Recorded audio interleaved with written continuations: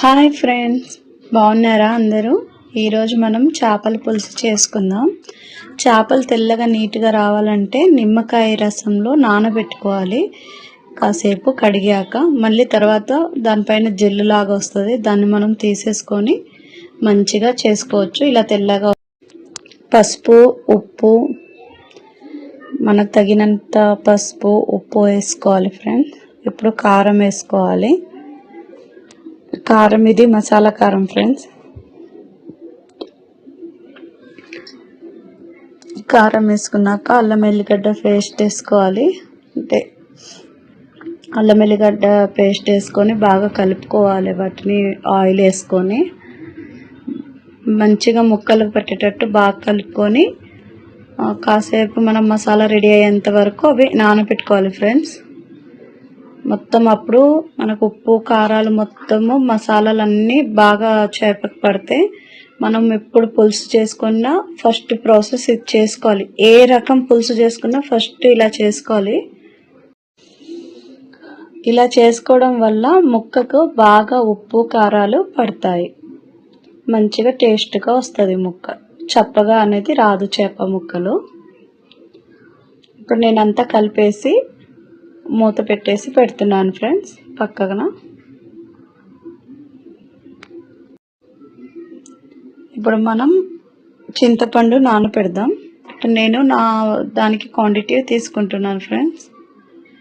చింతపండు నానబెట్టి పక్కన పెట్టేద్దాం. మనం మసాలా రెడీ చేసుకునేంత వరకు ఇది నానుతూ ఉంటుంది.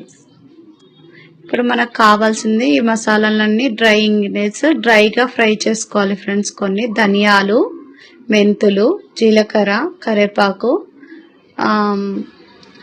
ఉల్లిపాయ, కొబ్బరి కడాయి పెట్టేసి ఫస్ట్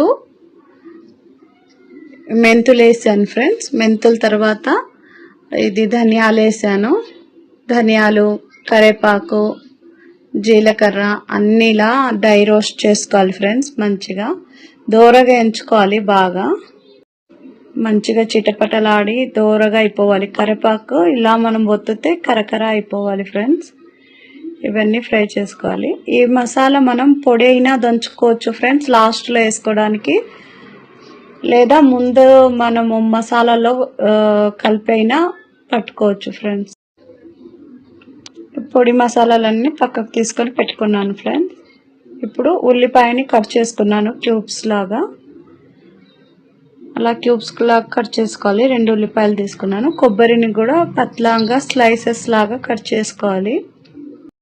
మనం ఇందాక పెట్టిన కడాయి ఉందిగా ఫ్రెండ్స్, కొద్దిగా ఆయిల్ వేసుకొని అందులో మనము ఇవి కొబ్బరి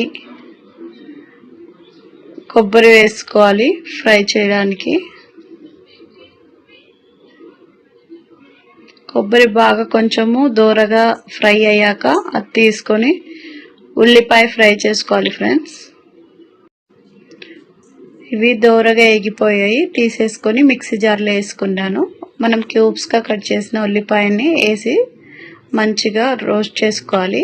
అంటే రెడ్గా కాదు, అలానే పచ్చిగా కాదు, మనకు పూర్తిగా ఉడికిపోవాలన్నమాట ఉల్లిపాయ. ఇప్పుడు నేను ఇది పొడి కూడా చేసుకోవచ్చు ఫ్రెండ్స్. నేను ఇప్పుడు మొత్తం కలిపి మసాలా చేసేస్తున్నాను, తడి మసాలా. అంతవరకు మీకు కావాలంటే పొడి కూడా చేసుకోవచ్చు. ఇప్పుడు అంతలోపు మనకు ఉల్లిపాయలు ఎగుతాయో లేవో అవి కూడా చూసుకుందాం. ఎగుతున్నాయి, ఉల్లిపాయలు ఫ్రై అవుతున్నాయి.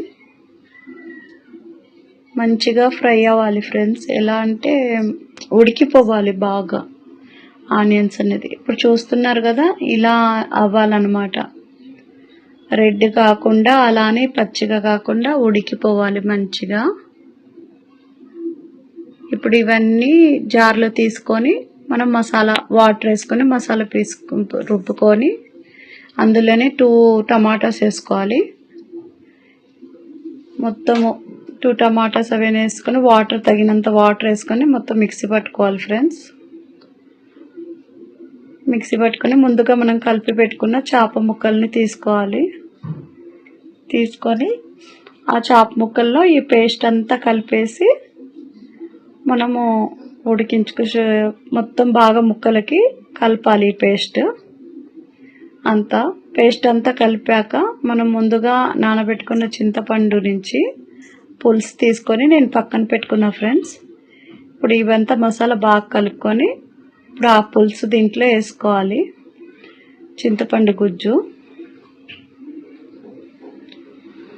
మనము ముందుగానే నానబెట్టుకున్నప్పుడు చింతపండు బాగా మెత్తగైపోయి మంచిగా వస్తుంది ఫ్రెండ్.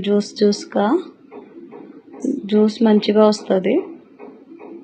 ఇప్పుడు మనం చింతపండు పులుసు జ్యూస్ వేసుకుంటున్నాం.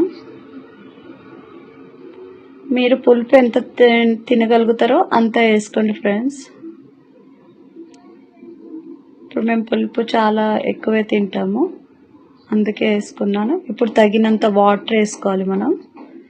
అదంతా ముక్కలకు బాగా పట్టేసింది. మనకు కావాల్సినంత పులుసు ఎంత కావాలో అంత వాటర్ వేసుకొని మనం ఈ టైంలో కావాలంటే కొద్దిగా వాటర్ అనేది రుచి చూస్తే మనకు రుచి తెలుస్తుంది. ఉప్పు కారం అంతా ఈ స్టేజ్లో మనం చూసుకోవాలి ఫ్రెండ్స్.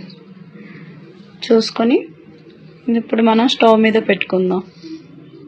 అంత బాగా అలా కలుపుకోవాలి. వాటర్ వేసినాక మొత్తం గ్రేవీ అంతా మంచిగా ముక్కలు అంతా ఇలా కలుపుకోవాలి.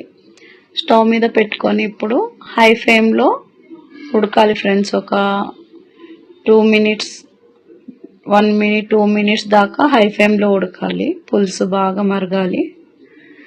అదిగోండి చూసారు కదా, అలా మరగాలి పులుసు మరిగాక మనం ఫ్లేమ్ తగ్గించుకోవాలి.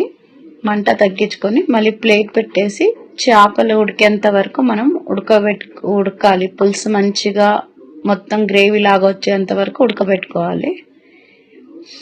ఇప్పుడు మనం చూస్తున్నాం కదా, గ్రేవీ ఇలా వచ్చేసింది ఫ్రెండ్స్. అలా రావాలి. అలా ఆయిల్ అంతా పైకి వస్తుంది కదా. ఇంకా నేను సిమ్లోనే పెట్టాను. ఇంకాసేపు మనకు పులుసు అనేది ఉడకాలి. ఇప్పుడు చూసారా పూర్తిగా ఎలా ఉడుకుతుందో, అలా ఉడకాలి ఫ్రెండ్స్ మంచిగా. ఇప్పుడు ఈ మసాలా వేసుకున్నాం కదా. ఇప్పుడు గ్రేవీ చూడండి ఎలా వచ్చిందో. ఇప్పుడు ఆఫ్ చేసుకోవాలి. స్టవ్ ఆఫ్ చేసుకొని సర్వ్ చేసుకోవడమే. చూడండి ఎంత బాగా వచ్చిందో గ్రేవీ, పులుసు అంత బాగా వచ్చింది కదా ఫ్రెండ్స్. Okay friends.